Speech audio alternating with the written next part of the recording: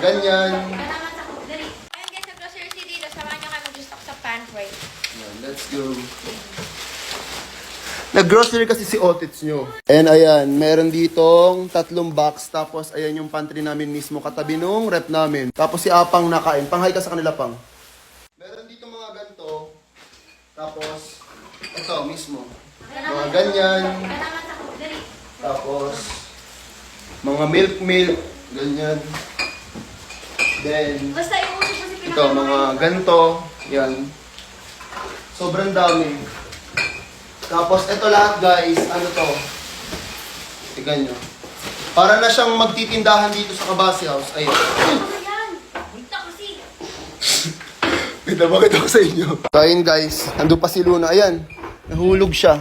So, meron siya dito mga ganito. Buti hindi siya na putok. Ayun guys, bubuksan ko na lang siya.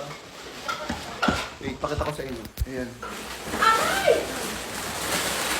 Ayan na mismo yung mga pagkain. Ito guys, yung mga pagkain na ilalagay dun sa pantry, opo. Kasi dito guys, sa Kabasi House, medyo malalayo po yung tindahan. So, ginagawa ko every month. Madamihan na po para kukuha na lang sila dyan pag gusto nila kumain, ganun. And ayan, may mga delata. Pero meron din naman na ditong hindi pa naubos. Check mo. Ayan. O, diba? So, ayun lang naman. Hindi ko alam kung ilang part to. Basta, ayan, magre-resta kami ng pantry.